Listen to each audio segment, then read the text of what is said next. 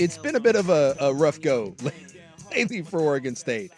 And I don't know where they go from here, but here's a guy that has been covering them and was talking to both the assistant AD who's coming out and trying to speak on behalf of Oregon State and the CEO of Blueprint Sports, which now has come under the gun. So maybe he can make some sense of this. The Oregonian's Bill Oram joins us. Bill, how's it going? I can safely say that I'm more in the weeds with Blueprint, a company I'd never heard of, than I ever would have imagined. But Right? I'm doing pretty good. I mean, this whole thing, like, I honestly, if you go back 2 years, I mean, Jonathan Smith had some real momentum going at Oregon State. And then all of a sudden, the Pac-12 dies. Oregon State, to the day it died, was telling everyone that would listen, and maybe some people that shouldn't have been listening but wanted to be in tight with them. Oh, no, everything's fine. That dies. Smith leaves. And since then, it's just been one catastrophe after another. You're 0-5. And then this piece drops. People are canceling donate. Like, where do we... it feels like Oregon State's at the seventh concentric circle of hell right now. Yeah, and it's so. I mean, it's really sad just because the reason that you mentioned that this program was on such an upward trajectory.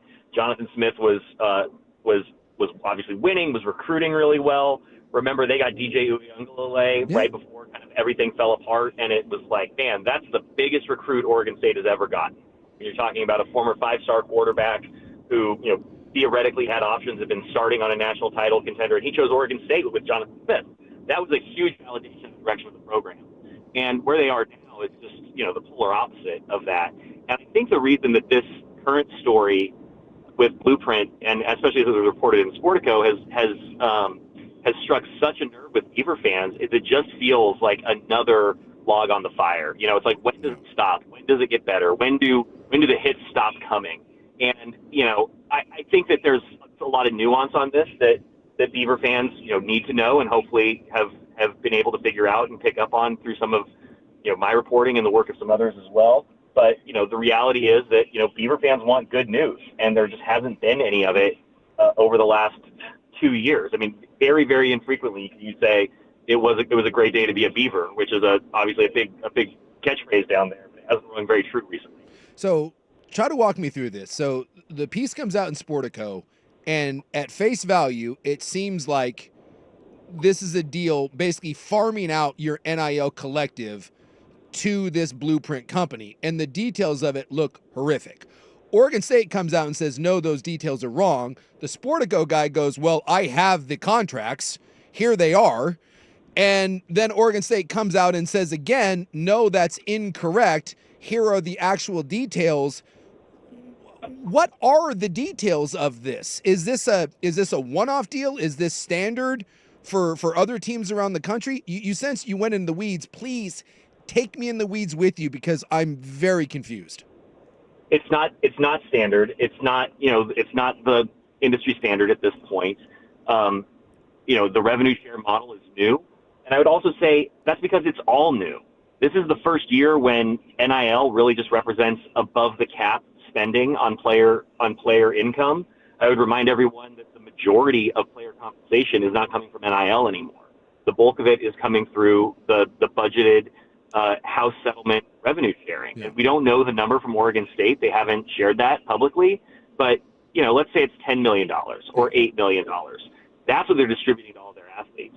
And then whatever Blueprint is able to raise is on top of that. So it's not like, the majority of money going to Oregon State athletes is getting cut in half.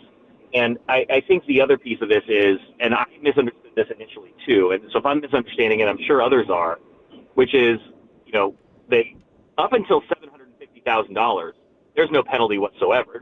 Penalty is the wrong word. There's no fee whatsoever. The first $750,000 that Blueprint raises is going to Oregon State athletes untouched. And, I'm sure there's some nuance around this as well, but Blueprint CEO Rob Sine told me today that represents, 3x what the collective was doing in any previous year. And that was sort of why they made it the target. They believed that they could triple what the collective was able to raise over the course of a year. And so, I think that is helpful. I also think that, hey, when you see it on paper that it is a contract that is going to cost if you and I are making a deal and in any piece of the deal I'm losing 75% of the revenue, that does not feel like a good deal. Yeah. And one thing that Blueprint CEO told me was that in their previous deals, they'd always done it as a straight fee of, I think he said 20%. But imagine now that 20%. So if you do no fee up to $750 to give Oregon State a baseline for their athletes, where it's a guarantee that they will deliver at least $750,000, and if they don't, then they're going to make up the delta. They then are going to get kind of back pay on the fee. Is sort of how it's designed. If that makes sense, and it's so complicated. I spent a lot of time on the phone with folks, but I think that where I've kind of landed on this is that this does not. This is not striking me as the egregious deal that a lot of Beaver fans have taken it as. You're talking about people canceling memberships. Yeah. Memberships are untouched by this. They do not participate. The membership revenue is not part of the revenue share, as it was explained to me. Same with individual NIL deals that Blueprint negotiates for athletes. So if they come to me, or if I am a business owner in Corvallis, and I say, hey, I really want to give Anthony Hankerson $50,000 to represent my business, Blueprint will negotiate a deal for me, and that will count toward their $750, but it doesn't contribute to the revenue share. So it's siloed from the revenue share. So it's not like Blueprint takes $25,000 of the $50,000 I want to give to Anthony Hankerson. Yeah. Like if I want to give Anthony Hankerson $50,000, he gets $50,000. So I heard that today, and that was a bit of a relief. Now I will ask, do we know that, or is that just what we're being told?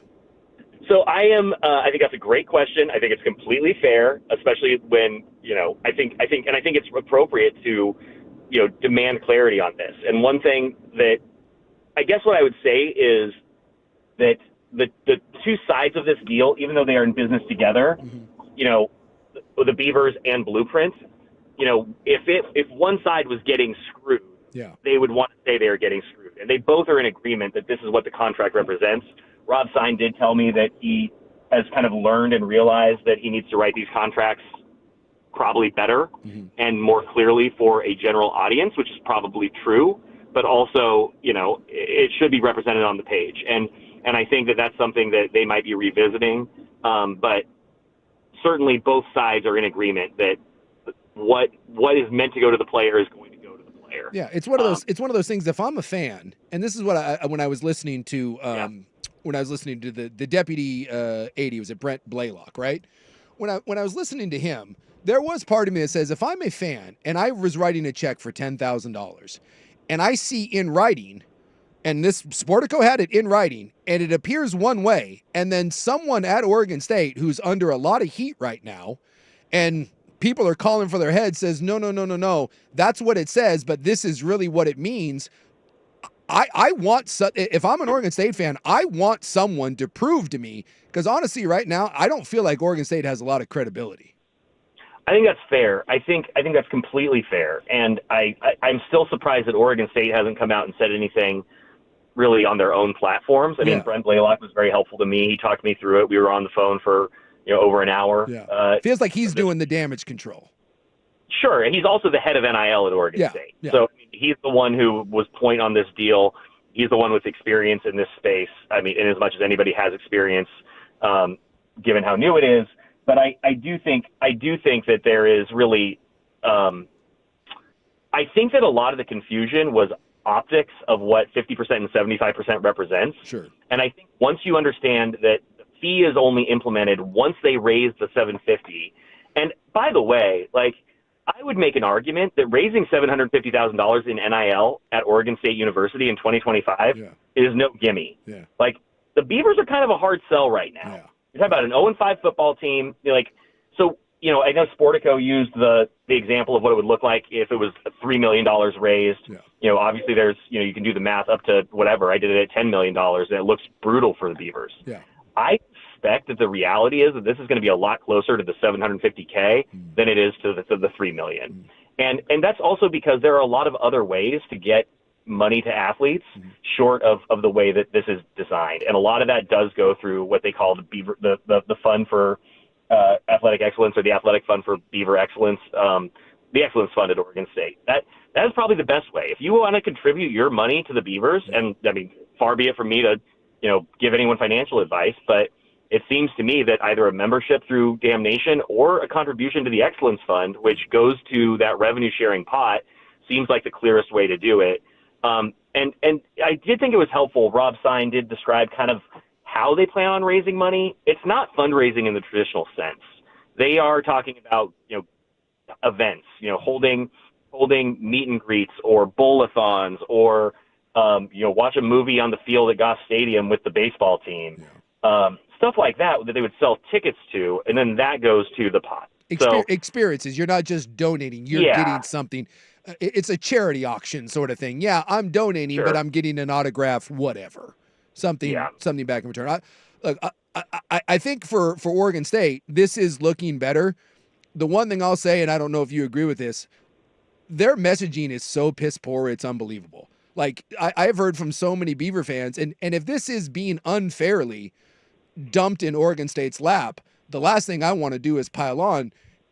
But it does feel like they have a real issue right now in PR, and they've, at the bare minimum, they have got to do a better job of getting their messaging out. I mean, I completely agree, and I've obviously been pretty hard on Oregon State since the death of the Pac-12. Recognizing that there's been a lot that's happened that hasn't been within their control, but then I think subsequently there's been a lot that has been within their control, where they haven't been creative or opportunistic or clear in their messaging. I think is true. I took a lot of heat a couple of years ago when I said Oregon State should make their spring game more of an event, and not everybody's going to have the turnout that Oregon does, but, Oregon State, you only have so many opportunities that you can bring thousands and thousands of alumni to campus. Take advantage of it to really sell your product. And I think that's an area that they can still improve in. And I think that their messaging on this, could improve as well. Because clearly, and it's hard to know what percentage of the fan base Twitter and the message boards truly represent. Right. Yeah. It's the silent majority versus the vocal minority.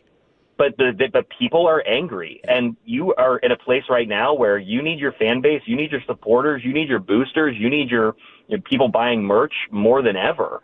And if you've seen the last few Oregon State games, Reeser has not been full. Like, it has been far from full. And this is just another thing that I think it turns people off from the current state of things at OSU. So, hopefully, I do think that there's been some unfair reaction to this, given kind of my dive into it.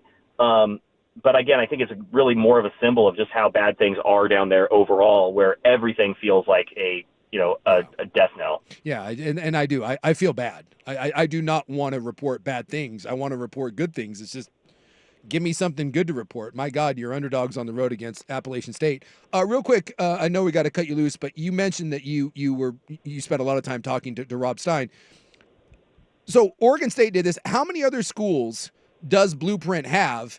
What type of schools? And do we know that these deals are somewhat similar? Because this kind of feels like some of the schools that I've heard mentioned, this is more of a smaller school struggling to raise NIL. This doesn't feel like Texas, Oregon, and Ohio State are signing up for this. No, and also because Texas, Oregon, and Ohio State have the funds to really stand this up internally. And I think one thing that to answer your question, Rob told me they have 11 schools right now that, are of varying sizes. Sounds like that they have some small schools that have kind of been in and out. Maryland has a deal that is similar, not the same. We haven't seen those terms, so I can't tell you if it's the exact same, fee structure or not. But he claims that they are in conversations with Arkansas and Penn State, which, are certainly in different positions. I mean, especially Penn State in a different position than Oregon State. And I would just add that one thing you have to remember about Oregon State is this is a really struggling athletic department that has, a huge financial cliff ahead of it. They're living off the Pac-12 settlement money right now. The financial future at Oregon State is really uncertain. And so while this deal may feel like they're giving up a lot of money, there is something to be said, I think, if I'm understanding things correctly, where, if they put, $300,000 into starting, you're bringing the collective in-house and running it in-house, but then you don't have the guarantee of the 750, this actually might end up being a better way to operate while there's so much uncertainty and so little assurance of funding. that all Oregon State has to put into its NIL operation for the next 3 years is this, roughly $280,000 per year, and the rest of it sort of takes care of itself. That feels like a fairly low buy-in price if you're the Beavers, and there's so much uncertainty with what your budget's going to look like in years to come. Well, really appreciate you taking the time to try to get some clarity and that you had to do those deep dives, because some of the stuff has just made my absolute head spin, and I just want to see. It's not fair what happened to Oregon State, so I'm pulling for him, and I just hope that there's some good news on the horizon. But appreciate you, Bill, taking some time for us. You can find him at Bill Oram. You can find his stuff on Oregon Live. Oregonian does a great job writing, being one of the columnists over there. So really appreciate you taking some time for us, Bill. Yeah, my pleasure. Thank you for having me. All right, we went long there, but I thought it was good stuff.